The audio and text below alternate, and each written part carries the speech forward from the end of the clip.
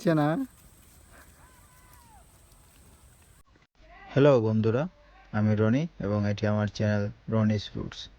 আজ আমরা আমাদের গ্রামের এক মজার অভিযানে যাচ্ছি গরু পুষতে। আশা করি আপনাদের ভিডিওটি ভালো লাগবে এবং আমার সাথে আছে আমার ছোট ভাই অনিক, সেও যাচ্ছে তার নিজের গরু পুষতে। চলেন দেরি না করে গরু পূজা শুরু করা যাক। সময়টা এখন বৈশাখ মাস চলে, যে কারণে আপনার গরু সব সময় ছাড়া থাকে, কারণ তখন তো আর আপনাদের জমি জমা যা থাকে সেগুলো অনেকগুলো কাটা হয়ে যায়, যার কারণে গরুগুলোকে আমরা ছেড়ে রাখি। তো তারা যে দিক দিয়ে মন চায় সেদিক দিয়ে যায়। তো বিকালবেলা তাদেরকে খুঁজে খুঁজে নিয়ে আসতে হয়। আজকে যে তারা কোথায় গিয়েছে সেটা নিজেও জানি না। দেখা যাক কই আছে এবং কই গেলে তাদেরকে পাবো।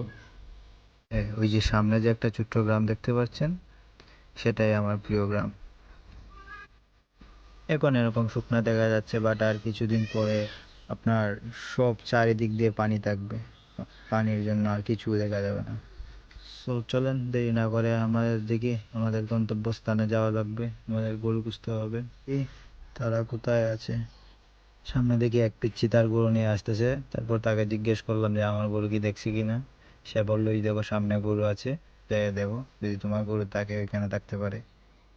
তো কি আর করার, সামনে যেতে থাকলাম, দেখি ওইখানে আছে কিনা আমার গরু।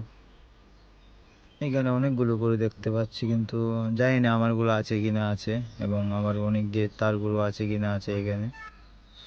এইখানে আমার গরু একটাও নাই। তো এখন যাইতে হবে আবার অন্য জায়গায়। ওই দিক দিয়ে আরো কিছু গরু দেখা যাচ্ছে। সো কি আর করার, এখন আবার ওইখানে যেতে হবে। কি আর করার, জমির মধ্যে দিয়ে হাঁটা শুরু করলাম, দেখি সামনে যেয়ে পাই কিনা।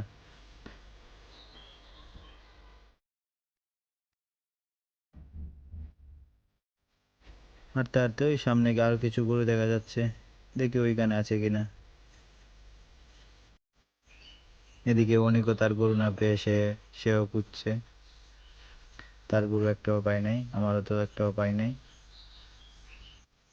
আসলে এই সময়টা অনেক ঝামেলা, কারণ সারাদিন কাজ করে এসে, বৈশাখ মাসে কাজ করে এসে যখন আপনি দেখবেন গরুগুলো খুঁজে পান না, তখন কিন্তু প্রচুর পরিমাণে মেজাজ গরম হয়। সো কি আর করার। ওই সামনে কিছু গরু দেখতে পাচ্ছি যেগুলোকে আমার গরুর মতো মনে হচ্ছে, যাই কাছে গিয়ে দেখি।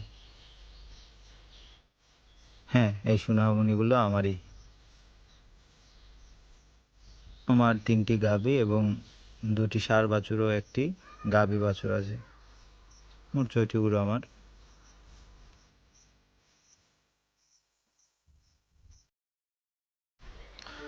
যে আমার গরুর মধ্যে উনি হলো অন্যতম। উনি হচ্ছে যে লিডার, যে লিড করে তাকে, সে সবসময় সবার আগে থাকে। সে যেদিক দিয়ে যাবে সবগুলোই তার পেছন পেছন থাকবে। তারপর তার মাথায় একটু হাত বুলিয়ে দিয়ে চলে গেলাম অন্য গরুগুলো দেখতে, দেখি তারা কই কই আছে, কি করছে। ওই যে সামনের ষাঁড় বাছুরটা, ওইটা আমার, এবং এর সামনেরটাও আমার। তো গেলাম তার দ্বারে, দেখি তাকে একটু মাথায় হাত বুলিয়ে দিলাম। দেখতে যতই শান্তশিষ্ট, কিন্তু ওর মতো শয়তান দুনিয়া দিতে আর নাই। তারপর একটু আদর যত্ন করলাম, পরে আর কি আর করার, অন্যটার কাছে যাইতে হবে। এদিকে অনেকে তার অনেক সব গরু পেয়ে সে চলে যাচ্ছে আমাকে একটু থ্রেট দিয়ে।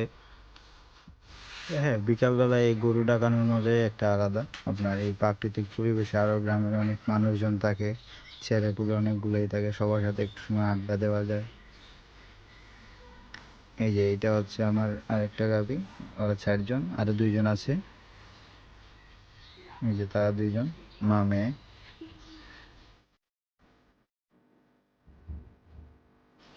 এই যে এই হলো আরেক ভদ্র।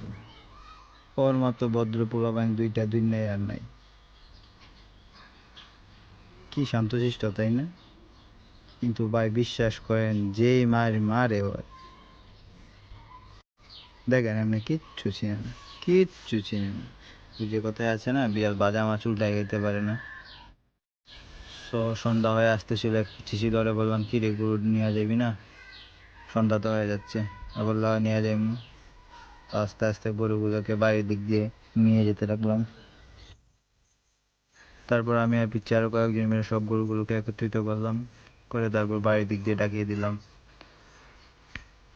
তো আজ এই পর্যন্ত। আশা করি ভিডিওটি ভালো লাগলে অবশ্যই সাবস্ক্রাইব করবেন। আর এটা আমার প্রথম ভিডিও, যদি কোনো ভুল ত্রুটি হয় তাহলে অবশ্যই বলবেন, যাতে আমি নেক্সট ভিডিওতে শুধরে দিতে পারি। ধন্যবাদ।